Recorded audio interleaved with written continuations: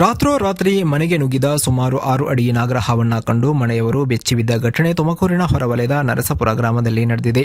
ಗ್ರಾಮದಲ್ಲಿ ಮಳೆಯ ವಾತಾವರಣ ನಿರ್ಮಾಣವಾದ ಸಂದರ್ಭದಲ್ಲಿ ಗ್ರಾಮದ ನಿವಾಸಿ ಕೃಷ್ಣಮೂರ್ತಿ ಎಂಬುವರ ಮನೆಗೆ ನಾಗರಹಾವು ನುಗ್ಗಿತ್ತು. ನಂತರ ಅದನ್ನು ಕಂಡು ಹಾವು ಹಾರಿದ್ದಾರೆ. ಮನೆಯೊಳಗೆ ನುಗ್ಗಿದ ನಾಗರಹಾವು ನೇರವಾಗಿ ಮಂಚದ ಕೆಳಗೆ ಹೋಗಿ ಅವಿತುಕೊಂಡಿದೆ. ತಕ್ಷಣ ವರಂಗಲ ಫೌಂಡೇಶನ್ ವನ್ಯಜೀವಿ ಹಾಗೂ ಉರಗ ರಕ್ಷಣಾ ಸಂಸ್ಥೆಗೆ ಕರೆ ಮಾಡಿದ್ದಾರೆ. ಸಂಸ್ಥೆಯ ಉರಗ ತಜ್ಞ ದಿಲೀಪ್ ಸ್ಥಳಕ್ಕೆ ಭೇಟಿ ನೀಡಿ ಪರಿಶೀಲನೆ ನಡೆಸಿದರು. ಬೃಹತ್ ಗಾತ್ರದ ನಾಗರಹಾವನ್ನ ಸೆರೆ ಹಿಡಿದು ಅರಣ್ಯ ಪ್ರದೇಶಕ್ಕೆ ಸುರಕ್ಷಿತವಾಗಿ ರವಾನೆ ಮಾಡಿದ್ದಾರೆ.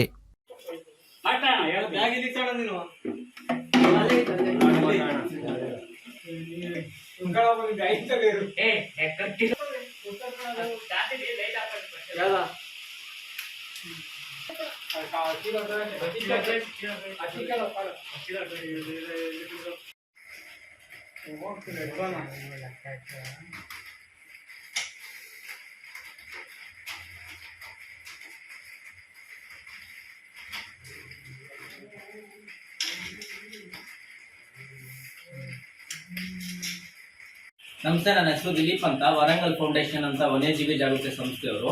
ಈ ತುಮಕೂರಿಂದ ಆಚೆ ಒಂದು 10 ಕಿಲೋಮೀಟರ್ ಹೊರಗಡೆ ನರಸಾಪುರ ಅಂತ ಗ್ರಾಮದಲ್ಲಿ ಸುಮಾರು ಒಂದು 6 ಅಡಿ ನಾಗರಾವು ಸೇರ್ಕೊಂಡಿತ್ತು.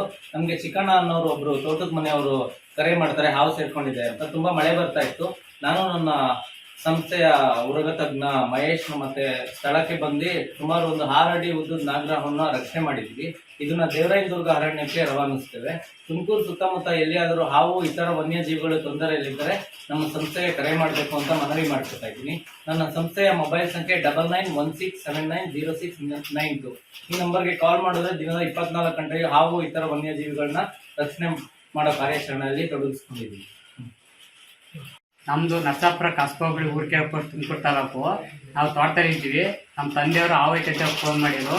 ಹಿಂಗೆ ಬಸ್ತು ಮನೆಯಿಂದ ಬಂತಿದ್ದಂಗೆ ಕಾಲತ್ ಓಪನ್ ಮಾಡಿದ್ರೆ ಟಿವಿ ಹಾಕಿ ನೋಡ್ಕೊಂಡು ಕೂತರು ಒಬ್ಬರೇನೆ. ಬರ್ತಿದ್ದಂಗೆ ನಮ್ಮ ಅಪ್ಪ ನೋಡ್ತಿದ್ದಂಗೆ ಹಾವು ಅಂತ ಹೇಳ್ಬಿಟ್ಟು ಕದಾಕ್ಬಿಟ್ಟವ್ರೆ. ಕದಾಕ್ತಿದ್ದಂಗೆ ನನಗೆ ಫೋನ್ ಮಾಡಿದ್ರು. ನಾವು ಫೋನ್ ಮಾಡ್ತಿದ್ದಂಗೆ ದಿಲೀಪ್ ಅಂದರಿಗೆ ಫೋನ್ ಮಾಡ್ದೋ ವರೇಗಾರ ಫೌಂಡೇಶನಿಂದ. ಅವ್ರು ಬಂದು ನೈಟು 7:30-8 ಗಂಟೆಗೆ ಬಂದು ಮಳೆಗೆ ಬಂದು ನಮಗೆ ಫುಲ್ ಸಪೋರ್ಟ್ ಮಾಡಿ ಎಲ್ಲ ಹಾವಿಡೆಲ್ಲ ಇಕ್ಕಾಕೊಂಡು ಸಪೋರ್ಟ್ ಮಾಡಿದ್ದಾರೆ. ನಮಗೆ ಸುಮಾರು ಒಂದು 6 ಅಡಿ ನಾಗರಾವು ಇತ್ತದು. ನಾಗರಾವು ಹಿಡಿದು ಬಿಟ್ಟು ದೇವರಾಯನದುರ್ಗಕ್ಕೆ ಕಾಡಗೆ ಅವರು ತಗೊಂಡೋಗಿ ಬಿಡ್ತೀವಿ ಅಂತೇಳಿ ತಗೊಂಡೋದ್ರು.